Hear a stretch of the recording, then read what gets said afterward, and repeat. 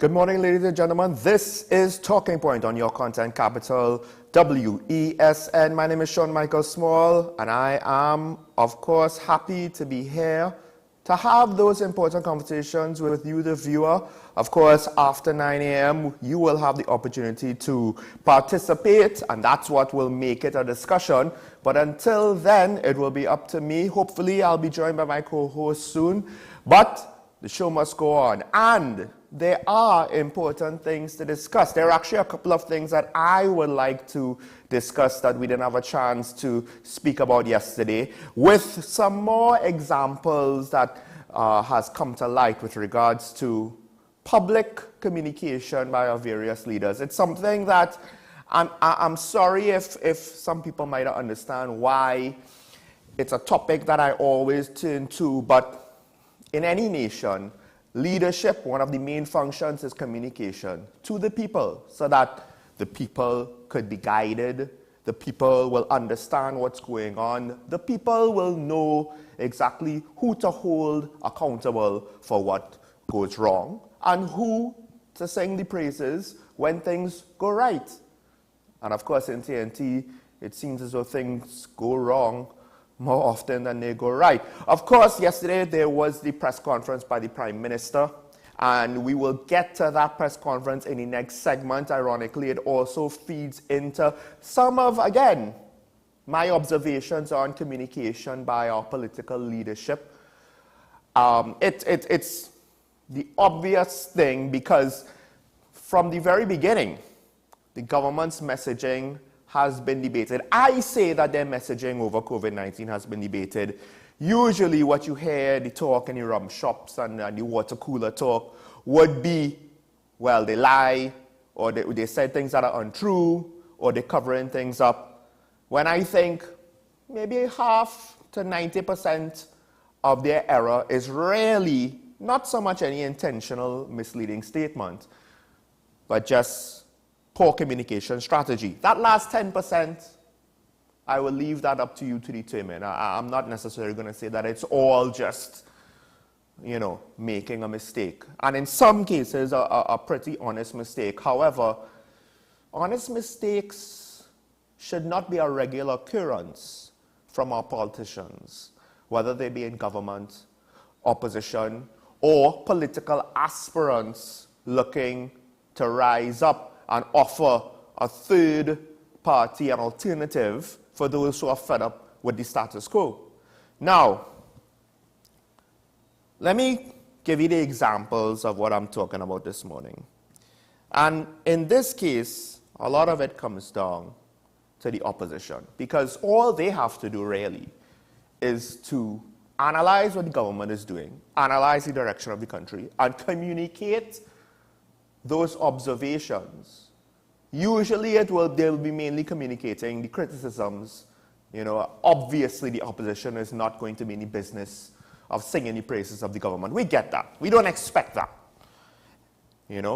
Except in cases where it's so obvious you have no choice, right? But those things will be extremely rare. But how you criticize, it can be constructive, or it can just be aggressive, antagonistic. It can be explosive. It can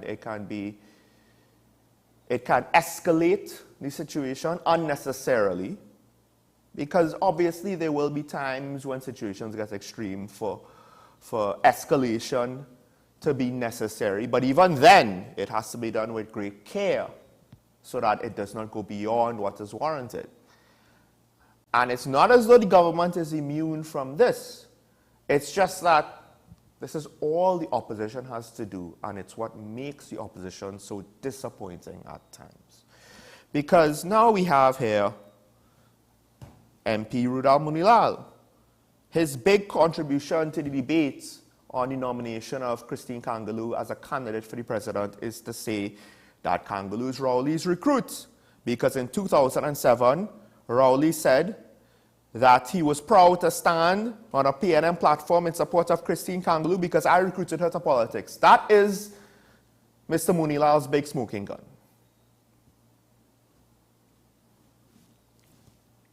I don't get it. I don't get what the revelation is. Obviously, somebody probably recruited her to the PNM. At this point, it doesn't really matter who it is. What's important is that she is a member of the PNM. And it's not necessarily the circumstance upon which you want someone to be appointed as the president. Of course, given the fact that she is the president of the Senate, she's going to have ties to the political leader anyway. This is obvious. This is nothing new. This is no great revelation. You know, Moses is not coming down with a tablet saying, "Thou shalt not recruit someone to be president." We've more or less gone over the important parts of what is relevant in that statement already. Why are you bringing it up again? So in this case, this is actually something that I have not necessarily seen before. It's reported by the news. It's extraordinarily redundant. It's not necessarily as pertinent as the original focus along those lines. Why bother? I understand that the base, just because you say it, your base will probably make it out to be a much bigger deal than it already is. But again, she is part of the administration, which means that to some extent, she's going to have favor by the administration. We've already covered this. Why is this a big deal? Another thing that he said is that policing has collapsed in Trinidad and Tobago. And this is where I understand we criticize the criminal justice system and talking about it all the time. It's bad. We had 600 murders last year. It's bad. Saying that it's bad and saying it collapsed is two different things. Right? Peter cried wolf. And when the wolf finally came, after all of the false alarms, nobody took him on. When you say something collapsed, it has to actually collapse. What would that look like? What would a police service look like collapsing? We're talking about criminals ramping rampant, more so than we are now, no efforts of policing whatsoever, people leaving the police service, police officers completely ignoring their duty, potentially even participating in crimes. Oh, wait. Do we have that already? Yes, we do to some extent. But we also have, when we see a police presence, crime is suppressed. No serious incidents at Tobago Carnival. No serious incidents at the last carnival that we had. We know that in certain respects, the policing system can still function, is still working. The corruption is still behind closed doors, being held in secret by those few that look to profit in less than legal means. It's not out in the open. The service itself is not watching its membership just resign in droves. And things are bad. But we have not seen like what's happening in Haiti, like what's happening in certain parts of the world, in the Middle East, or in Africa, or in Latin America. It's not that bad yet. To say it's collapsed now is putting a situation upon the police and blame on the police that's maybe a step too far. I get it. You want to attack the government. You want to make things seem worse than it is. That's politics in 2023.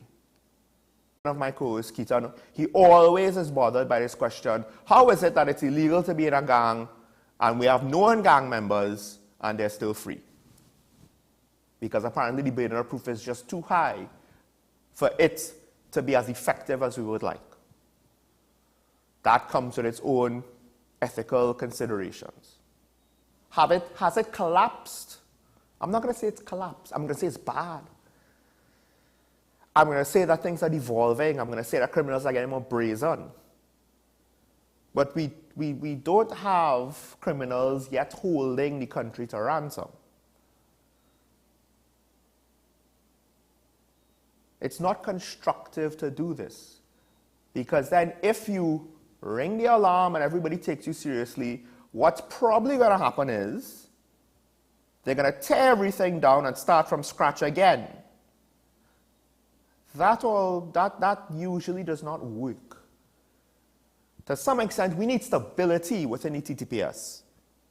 And there lies where you could really criticize the government, because we have not had that stability. Because right now, the position of top cop has been in flux for over a year. It's 2023. Unless I'm mistaken, maybe I've mixed up the years, but our former, the last substantive commissioner of police, he has left office back in August 2021, if I am not mistaken. And when you are in that lame duck position, because there's office politics everywhere, it's sometimes not so easy to try to get the organization to accept your plans. But again, we don't really get effective opposition, we just get antagonistic opposition. Does it work? No. Why? Because those who support them just continue to support them with more fervor. Those that don't like them continue to not like them with more fervor. And those in the middle just kind of look and see no actual practical option. And are left wondering, well, what am I supposed to do? And in that regard, I would say all three has more or less fallen by the wayside. Communication, folks. Government has its own problems. Most of what I have an issue with how they communicate is different to the opposition. We'll get into one or two observations with regards to the press conference after the break.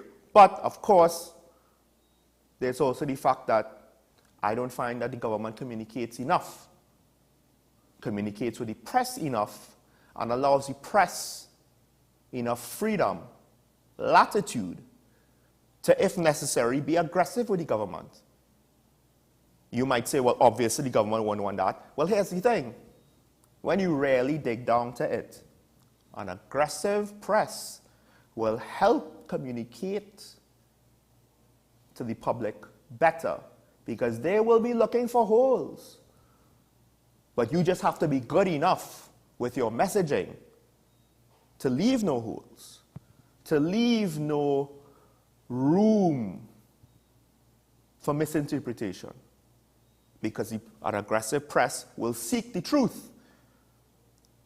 And by having that competitive head-to-head, things will be refined, because you have to step up your game. But right now, as it is, government doesn't have to step up the game.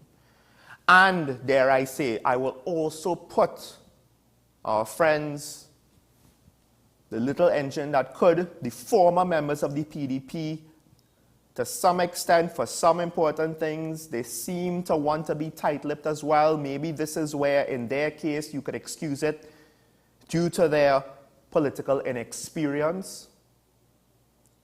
But they seem to be learning the wrong lessons. Transparency is not just a way to hold our leadership accountable. It is also a tool for our leadership to communicate effectively with the public. Because when you're transparent, the public has confidence that what you're telling them is the truth. But in order to be transparent, you kind of have to be doing the right thing all the time. When you're not doing the right thing, you have to ratch all kind of wrong things to get by. And the problem with ratching is it leaves holes. And the public will eventually find those holes. And then you seem to be incapable of answering the resulting questions. And then nobody's happy. And you're left wondering, what am I supposed to tell the people so that they will understand? Well,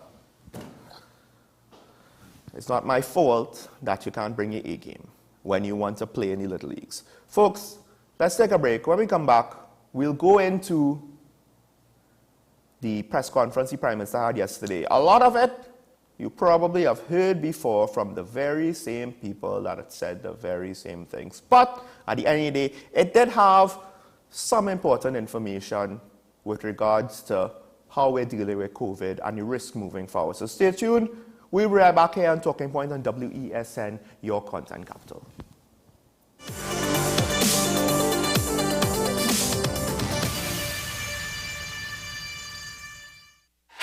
FanZone, your reliable, authentic supplier, has just gotten better. You can now visit our website www.fanzonett.com for your authentic wear and collectibles. The only place where you can use both your Visa debit and credit cards. Visit our website fanzonett.com to make your purchase today. The best laptops and tablets are at dbesttoys.com. Get a Gateway 14.1-inch Ultra Slim notebook or an HP 14-inch laptop at the best prices in TNT. Get the Fire 7 tablet for $474. You can also shop the latest Amazon Fire Sticks. Call now at 32-DBEST to order or visit us in-store at Forces Flagship MacBean. Shop online now at dbesttoys.com. Free delivery available throughout Trinidad and Tobago. Cash or links on delivery. Join me, Dr. Nalini Kokaram, on What's Up Doc, where we discuss all your burning questions concerning health. Trinidad and Tobago is among one of the highest risk group of patients that develop this form of genetic breast cancer. What I'd like to take home from a short interview like this, screening. You must screen. Because it's silent. It's silent. Yeah. And because it's silent, you don't know it's there. What's Up Doc, every Tuesday and Thursday on WESN, Content Capital.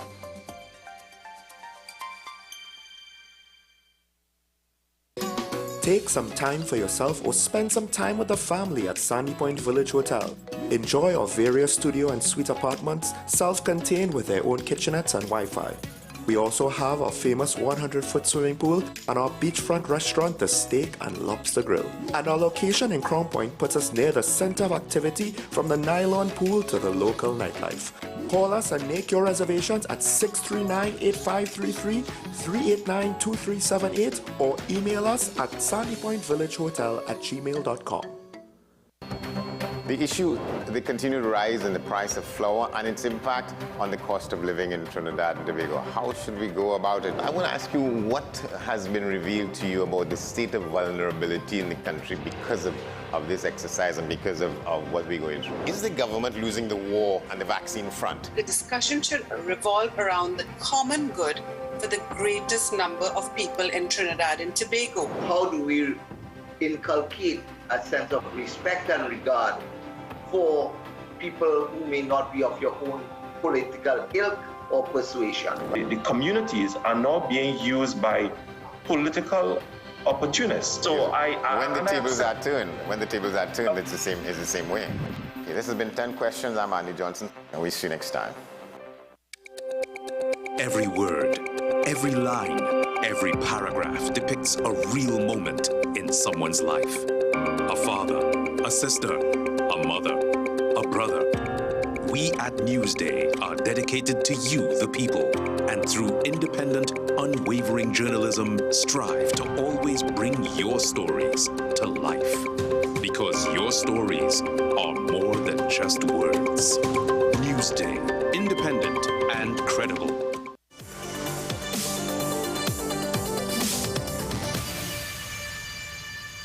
Welcome back to Talking Points, and I'm very happy that I had that opportunity to get that little, rant off my chest because, of course, now joining me, we have my co-host, Mr. Keaton Shah, here to continue the conversation because, well, something not so small but not that big happened yesterday, a press conference with the Prime Minister, and yes, it was a press conference. Well, good morning, Sean. Good morning to the viewers. Glad to be here on this Black Friday, Friday 13th. And yes, that press conference, I have a lot to say that, the Prime Minister just gave me ammunition. So let's take a look at the videos and then we can analyze it. Yeah, so we have the Prime Minister here with his reasoning And of course, we don't have everything that he had to say. And we do have a video of Dr. Christine Carrington after. But let's hear the Prime Minister first. Outside of the basic, and if I may label it that way, outside of the basic Dr. Trotman's exhortations as to what to do, the things we know what to do about the virus that's still around, the situation in Trinidad and Tobago at this time does not warrant an intervention outside of those basic provisions. However, you would have seen from the data presented by Dr. Hines that we are facing the prospect of increases in terms of infection levels. And you would have heard from Professor Carrington that we do have in Trinidad and Tobago, as usual, everything that exists outside in the wider world.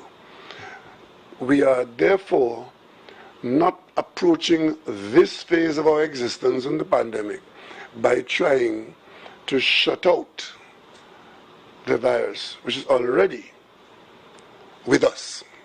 So when people ask, are we going to close the border or so, that is not a necessary response at this time. Our response has to be to suppress the spread of what we have amongst us. And we are now talking about a population in 2023, January, that we think 92% had been exposed to an endemic virus. And therefore, we're not in the same situation that we were in 2020 January or March or so on, where we had a virgin population and a rampaging virus which was causing great distress. It is quite possible that because the virus is existing and still mutating, that somewhere down the road, another variant can come up that can have characteristics that will cause us to have to think differently. But as of now, given the nature of the population, given the immune response that we've had, given the suppressing effect of the vaccine program and the natural immunity that we have built up, we are now facing a situation where we can continue to operate without the level of fear and distancing that we did before, which caused us to close our border, shut down our schools and so on. Those things are not necessary at this time. So the Prime Minister had a press conference where he did roll out the epidemiologist, the head of facilities, the Minister of Health, the Chief Medical Officer. The Chief Medical Officer. And whatever Dr. Michelle Trotman is.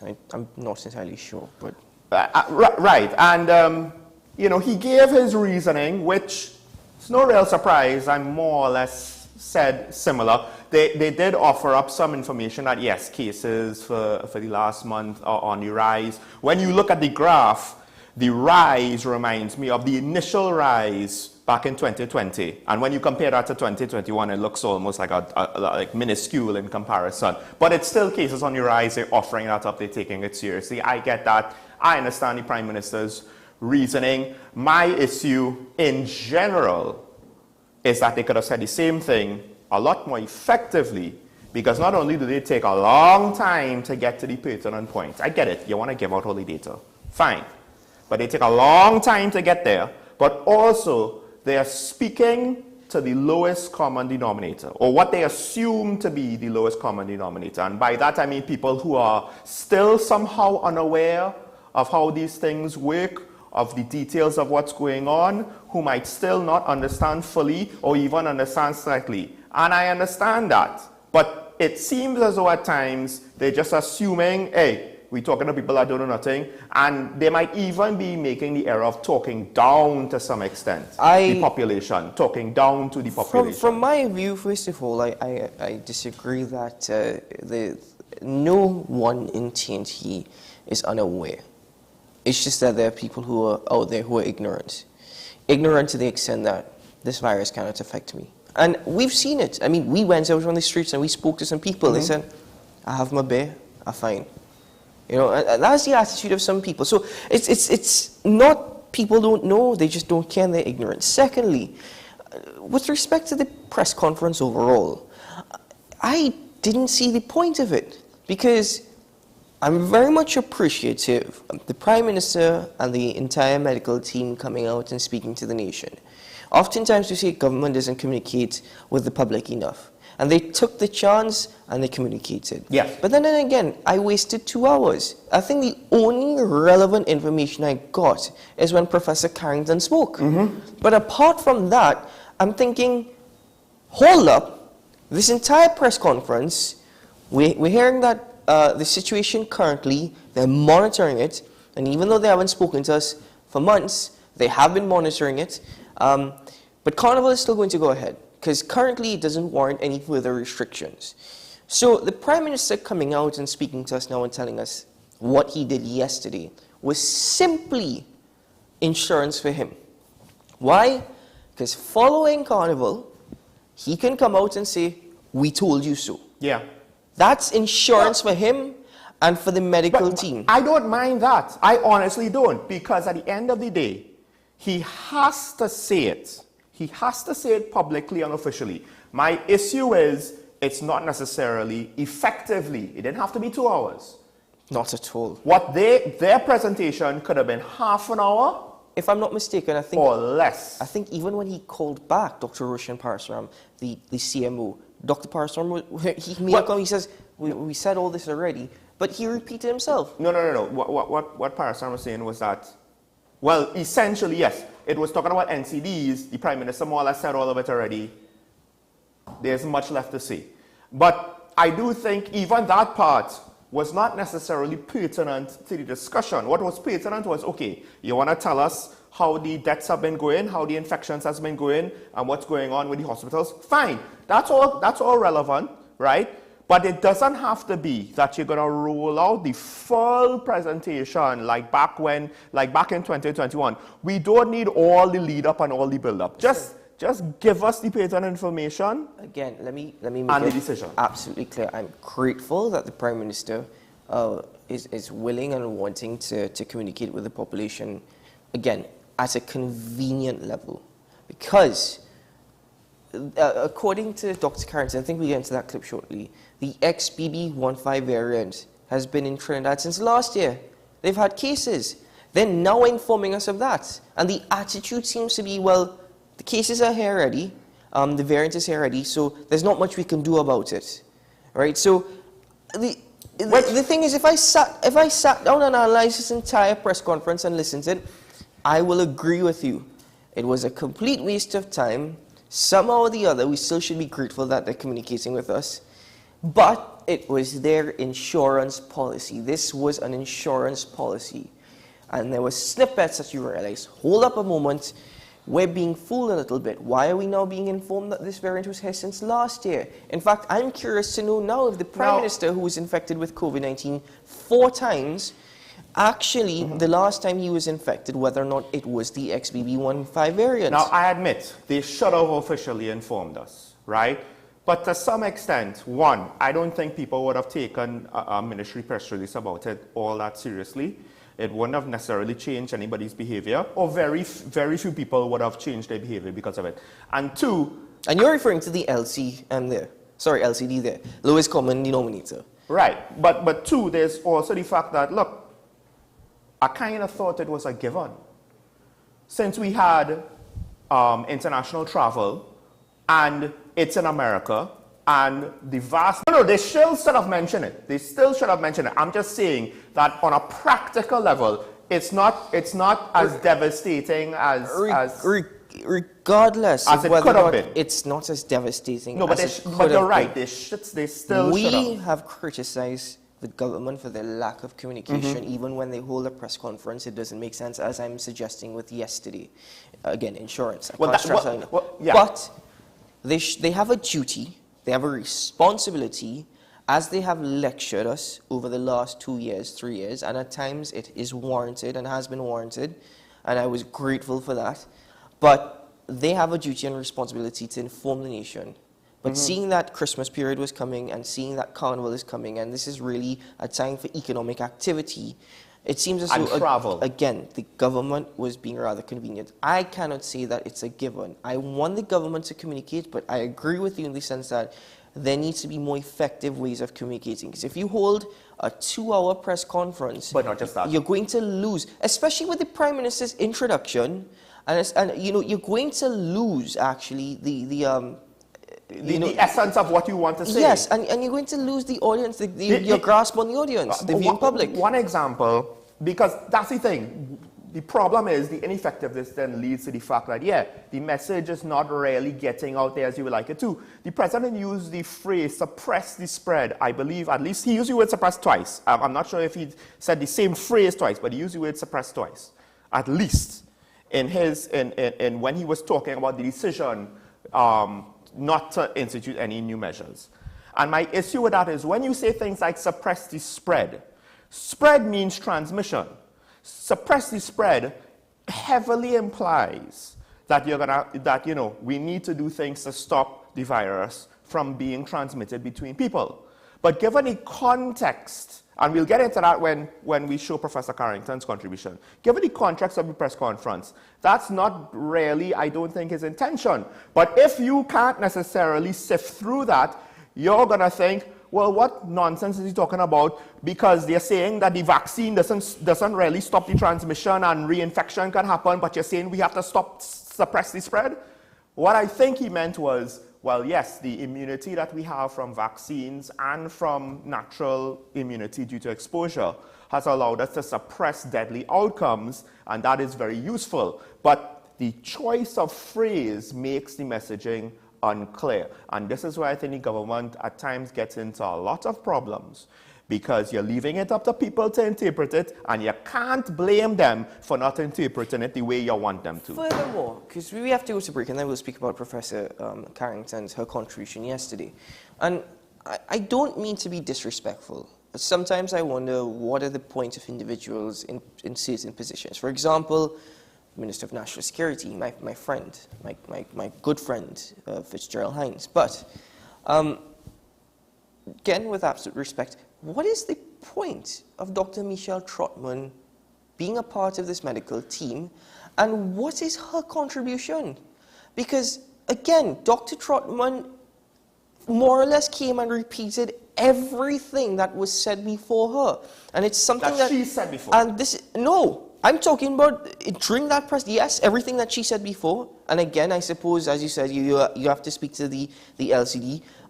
But, you know, stressing on this information is very important. Lowest common denominator. Okay. Right?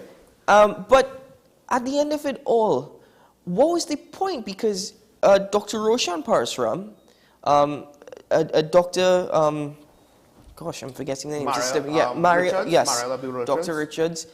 They all came, they all spoke, they all, said the same messaging. And then Dr. Trotman comes and speaks and keeps pausing, and I'm thinking, this is not primary school. You're not lecturing to a bunch of children. But I'm just thinking, what's the point? What's the contribution? I've had that thought. It sounds as though this is what you're going to say to kids when you're introducing COVID to them the first time. My problem is she has more or less done that same spiel at almost every press conference, some version of it, in that way.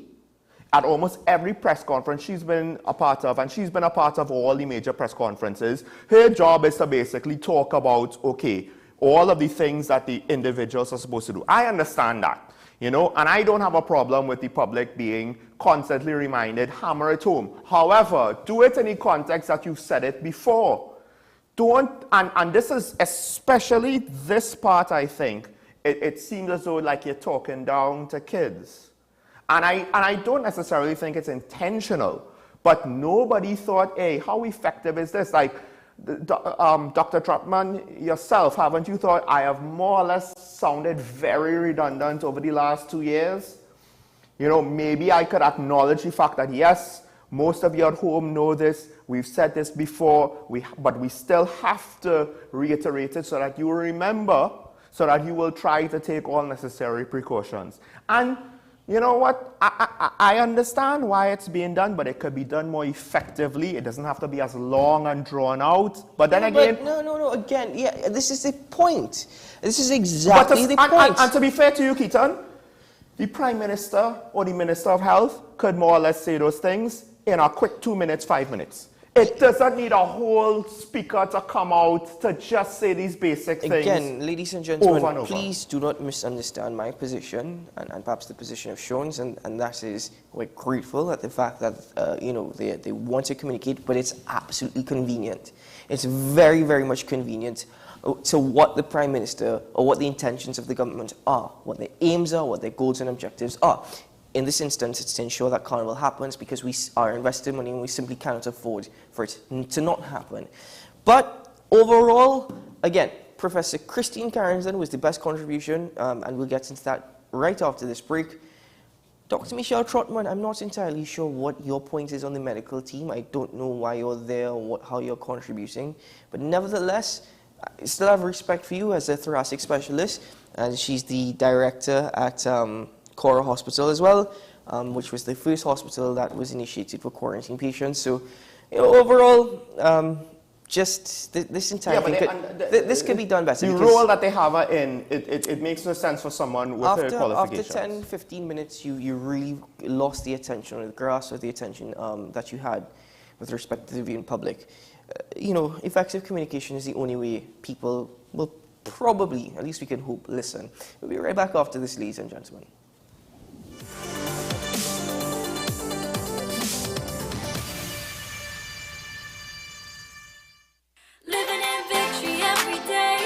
Inspire, motivate, encourage, hope. It's about topical issues. It's about everything that you would want to know about hope, about life. At the end, you're going to say, yes, if he can do it, I can do it too. If she can, I can do it too. No matter what they say, living in victory every day. Nicole Lawson Live, living in victory every day. Every Sunday at 8 p.m. and Wednesday at 4:30 p.m. on WESN. Knowing how to tell authentic is as easy as 1, 2, 3. Find it, match it, search it. Step 1. Find the style number on the tag. Step 2. Match the style number inside the jersey with the number on the tag. Step 3. Search it. A quick Google search of the style number will verify the jersey is authentic when the search results match the jersey being searched. Don't be fooled by counterfeit jerseys. Before you buy, remember to find it, match it, search it.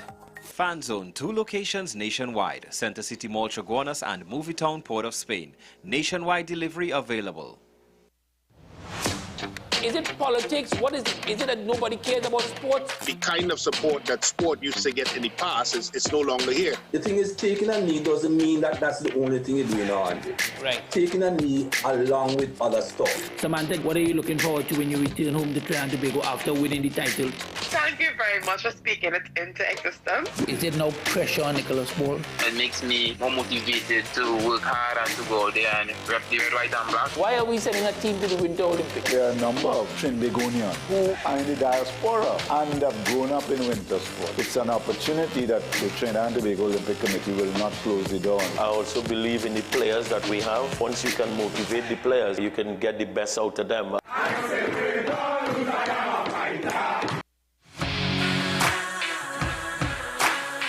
Every day, we communicate through stories. Stories of ourselves, our challenges, our goals, our experiences, and our aspirations.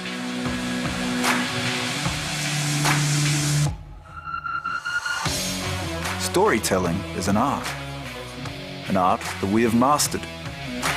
WESN Film Studios comprises a collaborative team of experts with extensive industry experience locally, regionally, and internationally.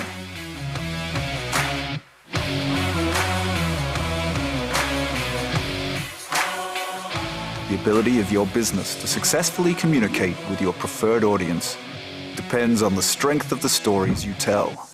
Your vision should be communicated in a high-quality, professional, and creative way.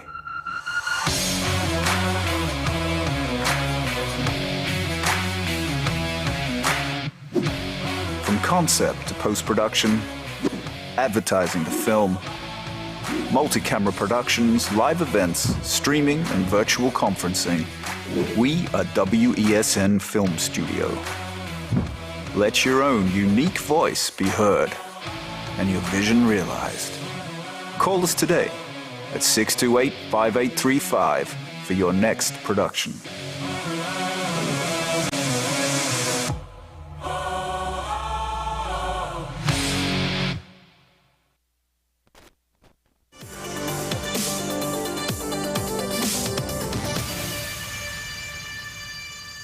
Welcome back to Talking Point, ladies and gentlemen. Of course, we do have Professor Christine Carrington, some of her contribution with regards to the actual reasoning, I could say medical reasoning behind the decision for the government to not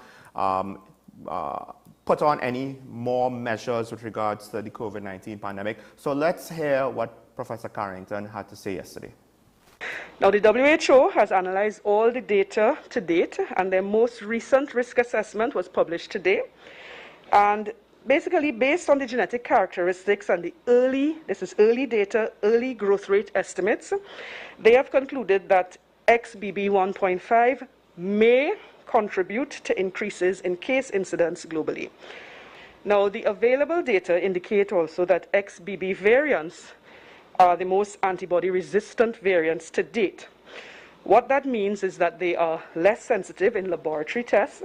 They are less sensitive to antibodies produced by the vaccines and the various and previous infections. However, it is important to note that this assessment is based entirely on laboratory experiments, and while the results suggest that XBB 1.5 is likely to be associated with more reinfections and perhaps more breakthrough infections, this data says nothing about the real-world effectiveness of vaccines against XBB 1.5. So the immune response consists of more than just the antibodies that block infection, and the experience to date with other antibody-resistant variants is that the vaccines continue to be very effective against severe disease and death. And we've seen it from our own data that the vaccines have been, we have 92%, I think he said, risk reduction. And this is against a backdrop of a whole bunch of variants, very different from the original one that the vaccines were developed against. So vaccines are still working around the world. Now, there's no current data to say whether XBB 1.5 causes more severe disease than other variants. Severity assessments are ongoing, but it is worth noting that XBB 1.5 doesn't carry any mutations that we know to date are associated with a potential change in severity. And the WHO's rapid risk assessment, as I said, is based on currently available data, currently available evidence, and it will be revised regularly as more evidence and data come to light. Regardless of whether it's COVID-19, influenza, dengue, yellow fever, whatever, the job of the vaccine is to reduce your risk of disease, severe disease, hospitalization, death. Vaccines are not designed to prevent infections, okay? They prepare you for an infection, to better battle an infection. So that's the first thing I'll say. They thought, let us update the vaccine, and Pfizer, I think Pfizer and Moderna did this, so they made a vaccine against BA4 and BA5. If you test those, the immunity produced by those vaccines in a laboratory for its ability to block the virus from entering cells, you will find that the BA4 and BA5 vaccines performed better against BA4 and BA5 than the other vaccines.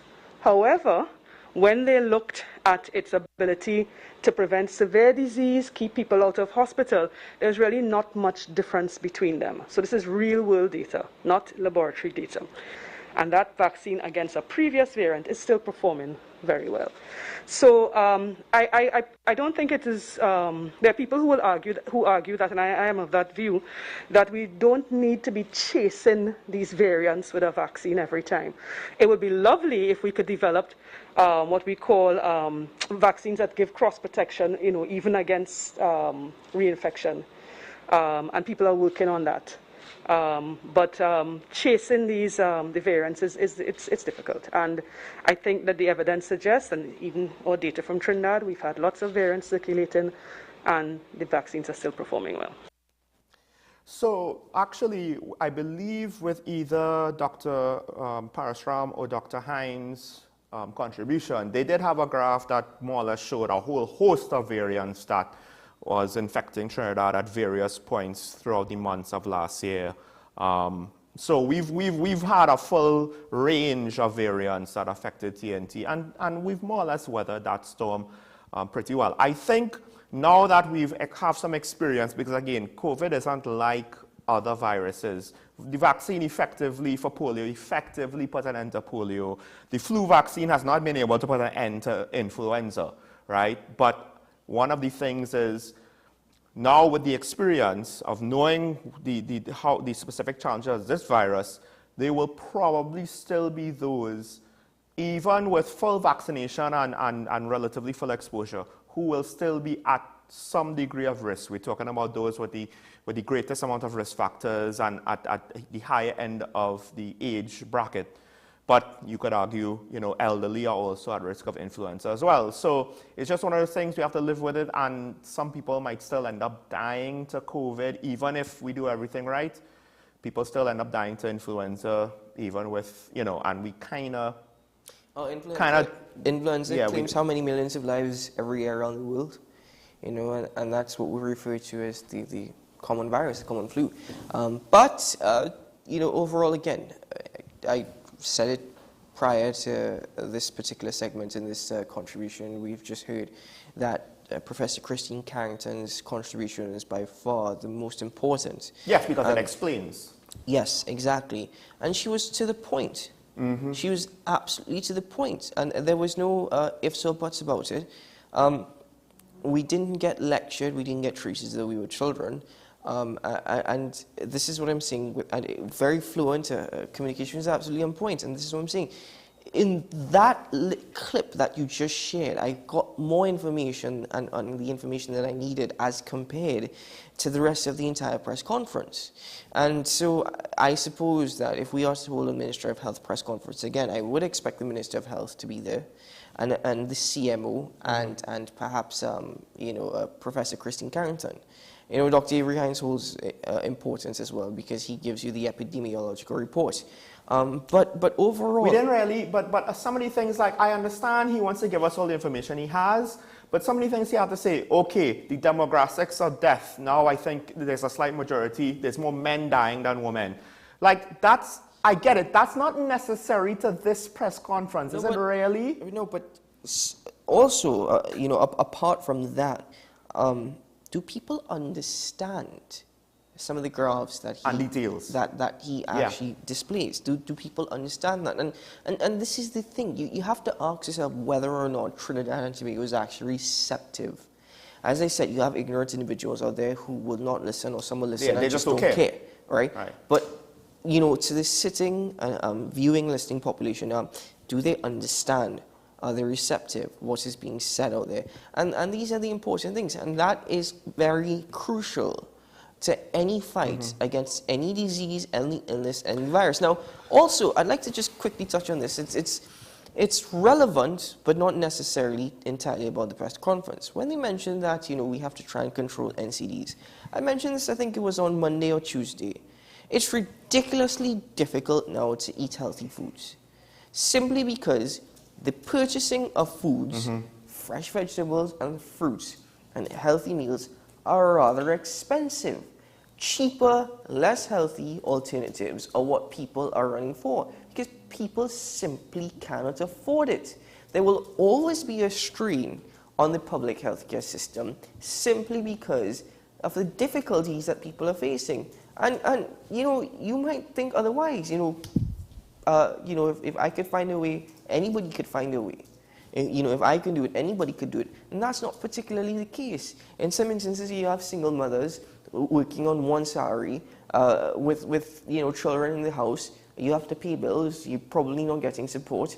And so how is it that you're actually going to afford to feed these children or your family at a healthy level? If you're an individual for a single household and a single income. Depending on your income, okay, it might be a bit easier, but even then, I find it difficult to go and purchase tomatoes. Even yesterday evening, I went to the supermarket and I looked at tomatoes and then I passed it straight. Even cucumbers, they're just ridiculously expensive. So overall, though we are lecturing to the population, you have to do this, you know, you have to watch your health, you know, active lifestyle. Having an active lifestyle is the easiest thing you could do. Well, right now, that we might have to overcompensate with that. But, you know, I mean, everybody's prepping for carnival. There are going to be people who, you know, want to get their carnival body, as they say. But it's just too difficult for people. Even, Sean, even going to purchase supplements, vitamin supplements, it's ridiculous. Now, I want to go back to the point that you made with regards to some of the graphs, some of the information. Do people understand it? And there have been times where I do wonder if, I get it, they're doctors, they're not professional communicators, right? So I'm willing to give some of a pass. However, the messaging is important, right?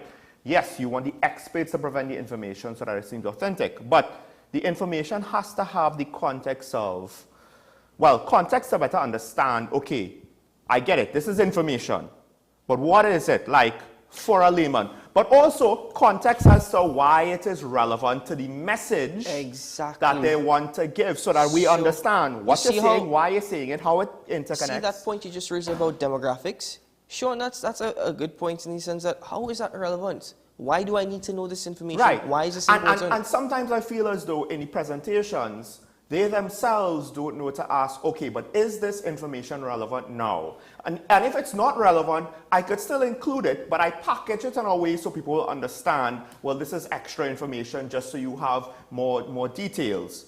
But also, or I could package it in a way so it can be presented so that the relevance is more apparent to a public who are not medically trained, who do not know why this detail in medicine is important with regards to a public health scenario.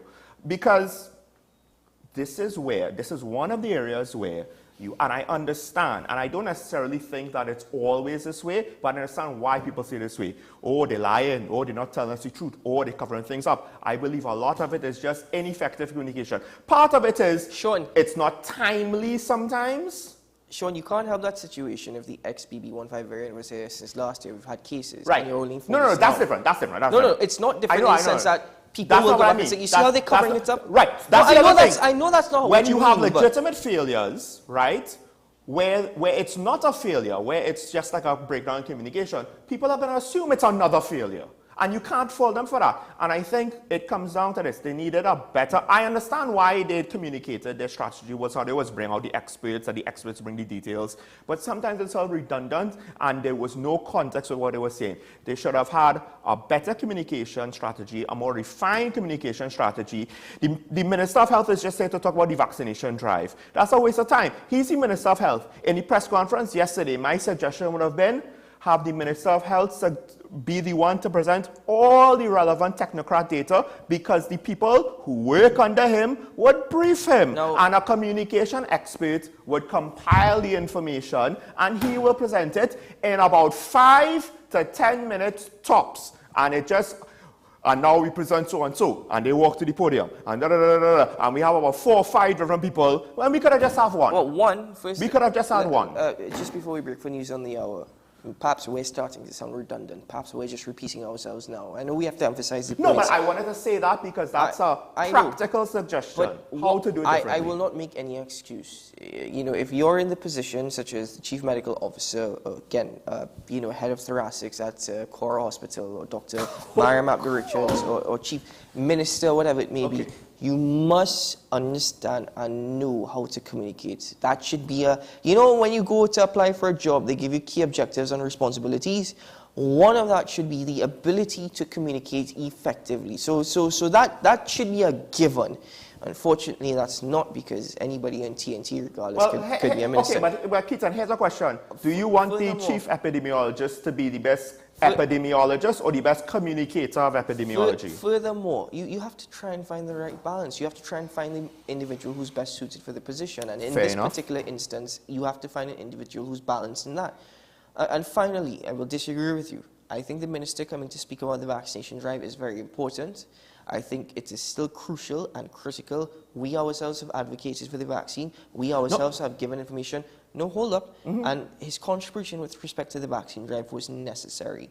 I'm not criticizing that. We may not be entirely happy with what he said or how he said it, but he had to touch on it. I'm not criticizing that. I'm criticizing the fact that he's the Minister of Health, and he just has one of the smallest parts of our Ministry of Health, public health briefing. Sean, you and we did not need 6 people you and I both to speak. know that we just needed 1. You and I are both aware. I mean, we went to a press conference. You and I are and both he's the aware. politician. We went to a few press conferences. Let me finish, Sean. Let me finish before we go to the news. Let me finish my point. I'm simply suggesting that we both know that he himself doesn't know what's happening.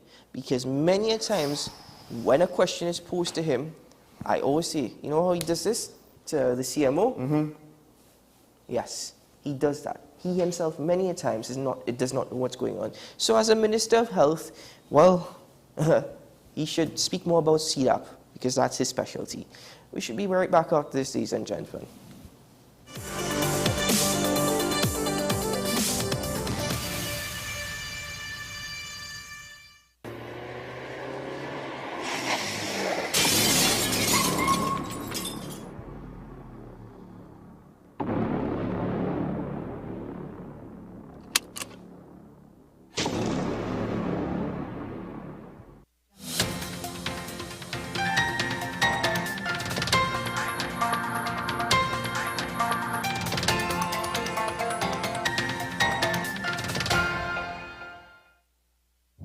Here's your WESN News on the Hour. I am Denise Martin. Thanks for joining us. Here are the headlines. 3 appear in court charged with gang-related offences. Shotgun seized in Southwestern Division. Ministry of Health urges citizens to get vaccinated as COVID cases rise. And internationally, at least 7 dead as tornado wave hit multiple U.S. states. Now for the details. An accused gang leader was denied bail and remanded into custody by a Port of Spain magistrate this week after he appeared in court alongside 2 others charged with gang-related offences. 23-year-old Jarrell Hutchinson was charged with 1 count of being a gang leader, 1 count of demanding money by menace, 1 count of receiving stolen items, and 1 count of money laundering, while 36-year-old Marvin St. Louis and 19-year-old Shane Blackett were both charged with receiving stolen items and supporting a gang leader in the commission of gang-related offences. On 3rd January, a report was made to the Special Investigations Task Force by a victim who alleged that on several occasions, a man armed with a gun demanded a specific sum of money to be paid to him for a government contract job to continue in the Morvan area. The investigations unearthed gang-related activities contrary to Section 4 of the Anti-Gang Act 2021, and the trio was arrested. A team of officers seized a homemade shotgun during a roving road check and drug block exercise, which was conducted in the Southwestern Division. During the exercise, the officers acted on information, then proceeded to an abandoned house located at Fleming Street, Beach. When the officers conducted a search of the area, they found 1 homemade shotgun. Epidemiologist Dr. Avery Hines has emphasized the importance of getting vaccinated for COVID-19, especially in the midst of a COVID surge. So again, we are emphasizing that the people who have been admitted in the past, the people who continue to be admitted, are largely the unvaccinated ones. And the people who have fatal outcomes are also the unvaccinated ones. That is something we have under our control, personally, by getting vaccinated and by taking the early steps now, before we start to see the surge, to take personal precautions, get vaccinated, and hopefully blunt even what we are calling as projected numbers. In international news now, at least 7 people, including a child, were killed Thursday as severe storms swept across the south, where ferocious winds sent residents running for cover blew roofs off their homes and knocked out power to thousands. Damaged power lines severed tree limbs and debris littered streets in Alabama, Georgia, and Kentucky, where at least 35 preliminary tornado reports were recorded as of Thursday evening, according to the Storm Prediction Center. Well, that was your news for the hour on WESN. I am Denise Martin. Thanks for watching.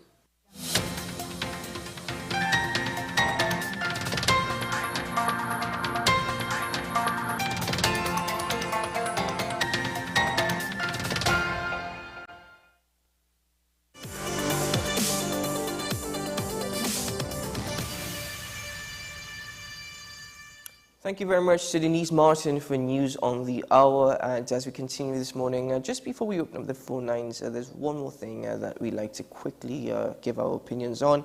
Sean, I'll allow you to go first with respect to the situation, the Commission of Inquiry with Paria lawyer Gilbert Peterson, Senior Counsel, his closing remarks. Yes, some of his statements there I found, I mean, again, it's communication. So one of the things he said is no amount of money, no compensatory measure could be done for these families. The loss of their loved ones is irreplaceable. That's not for him to say. He shouldn't say that because it basically sounds as though Paria is trying to duck any sort of financial responsibility.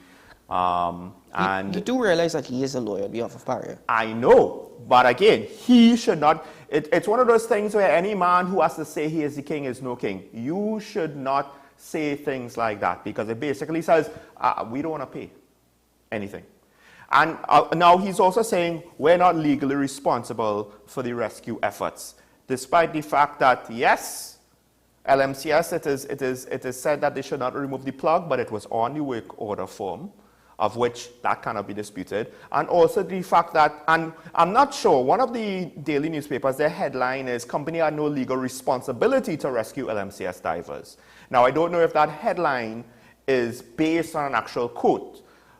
If that headline is more or less accurate to everything that Mr. Peterson was saying, I just have to ask, well, if you have no legal responsibility for the rescue, how do you have legal authority to prevent the rescue? Now, first off, again, let me stress that Gilbert Peterson, Senior Counsel, is arguing on behalf of Paria. So I do not necessarily see any fault in either of his comments. The first one in relation to no amount of money, what will ever help the family situation. And I understand where he's coming from, and I'm looking at it from his side and the aspect that he's a defense attorney. Secondly, with respect to the plug, the removal of the plug, according to Mr. Christopher Boudram, it was not on the work order, right? And he says it was not part of the work order, but they had to take it off in order to get the job done. And that is why I was questioning, should they have gone back and asked whether or not they could do it before continuing the work? Method statement sequencing the work that they include removing the inflatable plug, which was approved by Paria. And Mr. Boudram, right, good. So make that, right? So that's one. And finally, with respect to the company had no legal responsibility to rescue the LMCS divers. And he may have a point. He may actually have a point. Because, put it this way, Sean. My point wasn't that there was a legal responsibility, huh? You're just suggesting that, yes, I know the point is, but if you're suggesting that, do you have a responsibility to withhold any operation, right? You have the authority. Good. If you have those who have the authority bear the responsibility. If they have the authority to withhold it because it is on their compound, and on their facilities, and the aspect legally at the same time, perhaps they do not have the responsibility to rescue them legally because what was the contract with Paria, and what's the details of the contract, with LMCS, and if LMCS is an independent contractor, those things should have been put in place. Okay, and Mr. Peterson defended the selection of LMCS as a specialist contractor, except the fact that you approved of giving them a job without a safety plan, then use the fact that there was no safety plan to justify a lack of rescue. Then there's also the fact that Mr. Peterson's statements included a timeline of events where they were unaware of where the divers were, and then when they found out they were in the pipe, it was unsafe, and all these experts weighed in. And he pointed to Mr. Piper's testimony about how unsafe the rescue would be. conveniently, I do not believe that he mentioned the fact that Mr. Piper allegedly spoke to Mr. Budram and the divers weren't alive. Again, I'm not arguing for LMCS or for PARIA or against LMCS or against PARIA. But I'm looking at this as honestly as fair as possible. I'm just trying to look at this from as fair as possible. And the argument that you're making, if I'm trying to understand that, is, okay, so then we should go under and review exactly what is PARIA's criteria when giving out contracts. That's a big one. To me, that's what you're suggesting. And if that is a common practice in the public service, yes, the consequences might not be as extreme in other scenarios, but I do believe that we do have to look at all of the various public entities that have to award contracts. Because if you're going to award a contract and you're just going to overlook the fact that there is no safety plan and move ahead anyway. Unfortunately, that's common knowledge. An accident like this did not have to happen in order for us to know that there needs to be a comprehensive review as to how... But now precedent is set that crap hit the fan. Invitation to bid, invitation to tender, and the tendering process when contracts are given Precedent is set that we have an example. Crap actually hit the fan. Usually the thing is, it's all right, it's okay, things work out. Not this time. So understood.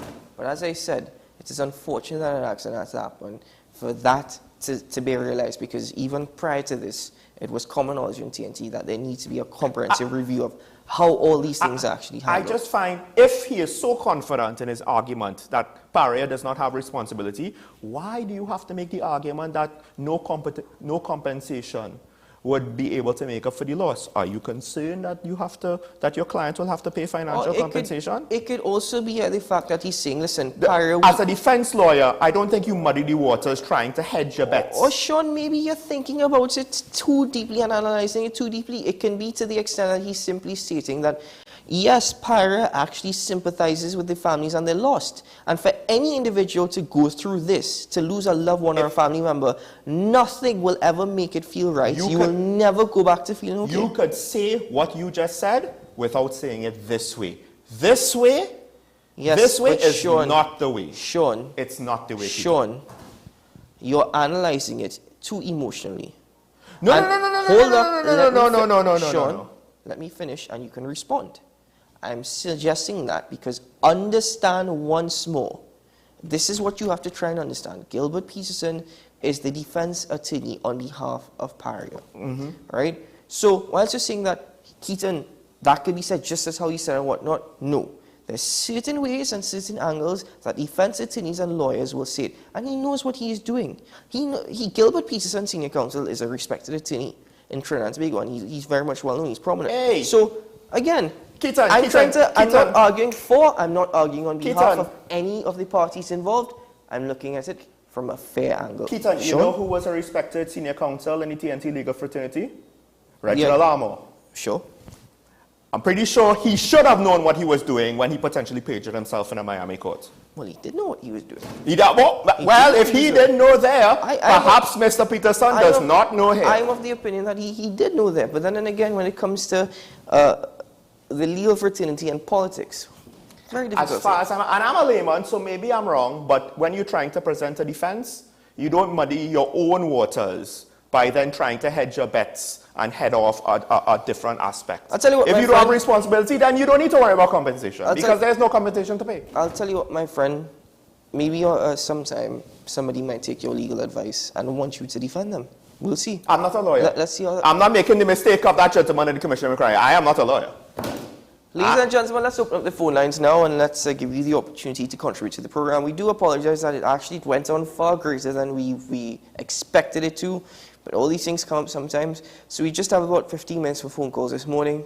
And, well, feel free to join the conversation and share with us your thoughts and opinions on what we touched on this morning. If there's anything else that you would like to contribute, well, not an issue at all. Just keep it brief, unlike Sean and I. I'm sorry. Yes. I'm sorry. We are calling there with us from San Fernando. Good morning.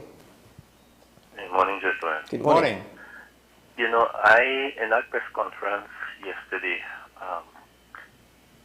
what I thought I would have been able to see is that the situation is that we're going to have the most amount of visitors for the year interacting with the largest percentage of the population in a short space of time. And I thought they would have been speaking to that issue, because we already have a situation where, and they talk about real world data. I was surprised that on the real world data they did not speak to the fact that a great number of the infections now with variants of the COVID-19 is in vaccinated people. And what you're seeing is that a lot of the more vaccines people take, it seems as if it's harder for them to fight off the infections. And I thought they would have spoken to that. I was very disappointed with what I saw there yesterday. Well, Kola, I cannot confirm nor deny the last comments you made with respect to it seems it was hard. But if you have to go and find the data. No. Well, Certainly, I agree with you. But what I'm suggesting is that everything that you just contributed, it goes back to what I've been suggesting. It is speaking out of convenience or sharing with the public what you want to share with the public. You know, and that is essentially what the press conference was, an insurance policy. I hear you. But Kola, I would say this though. I do believe that Professor Carrington's presentation more or less contradicts what you said there with the second point. With regards to the spread of it anyway, well, more or less, yes, she acknowledged the fact that the variants, they're going to spread more because they're evading both vaccination and natural immunity. But that was, she mentioned that it's technically not new since, I think, Gamma or Omicron. That's more or less been every variant of concern has more or less had that tag to it. And she reiterated, and this is why I think the messaging of governments and the WHO muddy the waters. Thank you, Kola, for your contribution. We have to keep the phone line open. She reiterated the fact that the vaccine was not necessarily there to stop the spread. What the vaccine really was there, again, as I mentioned yesterday, from day one, was to prevent deadly outcomes or very bad outcomes, right? And I get it. When our government and other governments use phrasing like "stop the spread," well, in our case it is "stop the spread, take the jab," I think was the campaign. Well, that was from Amplia. Yes. That's still on Mario's Pizza by the corner of Cipriani, by the way. That's still there. Actually, where Powgen used to be. Right? 2 years ago, they were painting off all the conspiracy about don't take it, the Q-tip has the virus in it, don't take the test. Right, so I understand the frustration with regards to the messaging, but I do believe Professor Carrington, with that, more or less, what she said there, I'm not too concerned about that. With regards to tourists coming in, I think the real issue is not so much that they're tourists coming in, they're not necessarily bringing in anything new, we have it already. I think your point about a lot of people being in extreme close proximity, whether that's local tourists or whatever, I think that is something that is a concern, and we have no idea, because the World Cup was one thing, but the proximity of people, the physical proximity of people during Carnival is going to be a lot closer than at the World Cup. And, you know, that crowd, that mass of people, they're going to be more or less there for a whole day. It's going to be, I don't know if we have any sort of example of how it's going to be. They've had other carnivals in other parts of the world, but... A carnival that... you know, the period of the bans. Actually, yes, you have to include all the fets as well. Yeah, that's already happening. Yeah, yes. You know, and we do have visitors already, you know, on our shows. That's already happening. And this is why I think what I'm hearing from those in the public health system who cannot speak publicly because of NDAs in their contracts, that the numbers are far greater than what is being reported, and the situation in the hospital is not being emphasized. Is it? I believe it because... Again, with all these carnival fets already happening, since we've opened up, anywhere you go now, there's no social Dr. Richards has emphatically said that more people, she has seen a trend, or at least it's enough for her to be concerned, more people are seeking medical attention for COVID, right? The problem is, because the graph included like last year and 2021 information, the change looks so minuscule that the graph is like, you look at it, it's like, I don't get it. I don't see that much of a change in December. But I think it's because you're looking at 2021 numbers and it's skewing the ratio of the graph. If you maybe just limited the graph for the last 6 months, but then people might want to say, well, you can nitpick the graph either way you do it. So it doesn't appear to be that big of a deal, but I get what you're saying. I do wonder, you know, to what extent is the carnival fets now and the carnival season, not just the Christmas travel, but the carnival season compounding it and contributing to the increase in numbers? It is. It is. I can't give you data in terms of exact numbers. Or to what extent is it in But it variant? is, and it's also coming out, it's also stemming from the Christmas period as well. You know, what we've seen now in the public health system is an emphasis on measures that you have to wear a mask or you could be fined. And the thing is that you have to wear your mask properly too. I keep seeing it where people are wearing a mask, but they're covering just their mouth. Their nose is not covered because it's difficult. But then there's no point in wearing a mask. The test swabs your nose, it doesn't swab your mouth. There's no point in wearing a mask if that is the case. So, ladies and gentlemen, let us be honest with ourselves. There are those out there who are taking responsibility. There are those who are taking half responsibility because you're not doing what is necessary. But the majority of Trinidad and Tobago has forgotten that we are living in a pandemic.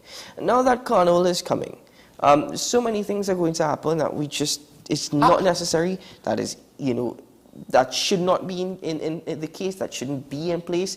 There should be restrictions. There needs to be restrictions. The caller from San Fernando mentioned the influx of passengers. What is taking place at the airports? What do you want to see? Because this is what I'm getting to. I know that right now there are no travel restrictions, right? And it's going to be very difficult to implement travel restrictions given that the entire world has limited travel restrictions. The most we've seen is restrictions on citizens from mainland China. However, what I'd like to see, especially with the influx that we're getting for Carnival, following Carnival 2023, if there is an increase in cases, they are going to come back and tell us, we told you so. But they're not going to do anything before Carnival. What's the screening like at the airports? Because there's at least at the party lounge in Tobago for domestic flights, there is a screening taking place. Well, there was. Is that still in effect? Is that still happening? If individuals or patients are presenting symptoms on flights or during a flight, when they come to Trinidad, what is being done about that? We have a call online with us from Digo Martin. Good morning. Hi, good morning, gentlemen. Good morning, sir. Yes, concerning Carnival, really, it's a risk anybody who's going out there to partake in Carnival. And that's a risk they have to prepare to take. So, the fact remains, it's your choice, and you do what you have to do. And the fact remains that if you listen to the Prime Minister, in 2021, he made a comment here. If he has to make that same comment, you wouldn't have any carnival this year. So, the fact is personal responsibility and take charge of yourself. Because carnival is a thing everybody is clustered together. And the likelihood for this spreading is much more greater than normally. As far as the Paria Commission inquiry is concerned, once they had stopped people from going into the pipeline, which Mr. Peterson has said they never stop anyone. Well, if you give an order for no one to go in here, so what do you call that? So I don't understand that.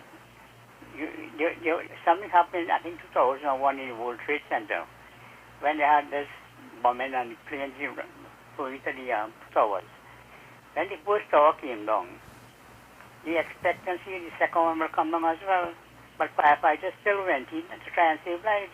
And they were trying, someone got trapped in it. So what I really got is a big difference with that and put it into this. So everything is in God's hand, and I am telling you that this matter will be taken up after this commission is finished and it goes to court. It will be a different kettle of fish. Because none of people got injured, people lost their lives. Yes. And that's the whole point about it. All right, caller, thank you very much. And you have a good weekend and be safe out there and take care of yourself. Same to you. Same to you, caller. Thank you very much. Have a good day. Now, caller, a couple of things. First of all, people might be... I think we should close the phone lines there because we have limited time. So we apologize to all those who wanted to call in and didn't get to, but thank you very much nonetheless. A couple of things. First of all, people should be, take responsibility for themselves. I agree. That should be all around generally. That should be a given. And, they should be willing to take that risk. Thing is, could we afford to take that risk? Could they afford to take that risk? The problem is, it's not just you taking the risk, because in a strange twist of fate, right, there's no way to just, you can't isolate yourself and be out in public. So, but it's like a catch-22. Everybody who's out in public is not just taking a risk for themselves, they're also taking a risk for everybody they interact with. No, the thing is, even us going out now with the public, it's a risk, it's going to be an increase, a major full increase for Carnival. As I said, affordability. People can't afford it. They wouldn't be able to take care of themselves. It'll be very expensive for them, and then it's going to be a strain on the public health system. If there's a surge in cases. I actually think that this is not a case where the government, they did their press conference, if anything goes wrong, they could say, I told you so. I don't think so at all. I think this is a case where if things goes wrong, right, because I honestly don't really see it to some extent with the way how virulent the disease is. Now, obviously, yes, in hospitals, if there's a situation where, okay, you have to be masked in a hospital, things like that, fine. But in everyday life, where people could choose not to wear masks or whatever, and even a mask itself does not seem to be, because the new strains are so effective at infecting people, that those measures are not as effective, just like how vaccine and natural immunity is not as effective. I think that if you really want to try to put any sort of measures in place, some degree of isolation of just not being in proximity with people. That's going to be extremely difficult. And I know it's going to be extremely difficult, but my thing is, I don't think that the government has done a disclaimer. Logistically, it's going to be a nightmare. If things go really bad, it will still be blamed. The government will still be blamed. And finally, with respect to your contribution on Paria, one, if it goes to court, that's going to be interesting because the recommendations coming out from this Commission of Inquiry will determine whether or not the DPP takes action. But I want to know, where's the police investigation? 4 men died. Where's the police investigation? Where are we with that? Again, to what extent? I am not a lawyer. You're not a lawyer. Yeah. And I don't know if anybody who's called in is a lawyer. But remember, we're speaking about common sense. We're also speaking from an emotional standpoint. And I understand that because I've gotten very emotional following this Commission of Inquiry as well. So, yes, common sense. What is practical, what should have been done. But then and again, we don't know the laws. We don't know what the laws are, and I can't tell you at the top of my head. Yeah, so if it goes to court, we might be shocked that everything works out in whoever favor it does. As much as I'm upset, because I'm upset on 2 ways. I'm upset with the fact that I think the men don't need to die. But I'm also upset with the messaging and communication and the inconsistencies, more in a fashion of how I am when the government or an organization has bad communication. Not like how, okay, 4 men died and But I think, just like you, I'm not a lawyer. I don't know if there's criminal charges to be brought here. And I'm not prepared to just say that. I understand that 4 men died. That doesn't necessarily mean that it's criminal. I still do think that, yes, LMCS has its part to play in this with regards to setting up the job. Paria has its part to play with regards to setting up the job, as well as the fact that in this case, they authorized, without a rescue plan, for the job to go ahead, 1.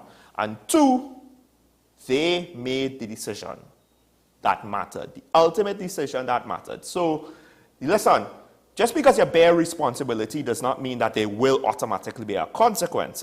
If the decisions was made and it's all correct and it is arguably the best decision that they could have made, fine. But they took responsibility when they made that decision, right?